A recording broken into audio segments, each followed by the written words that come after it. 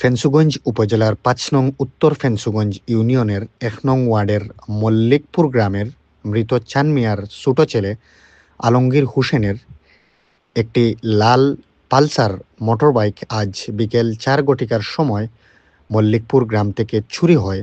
গাড়ির নাম্বার সিলেট ল ১১৫১-৩৬।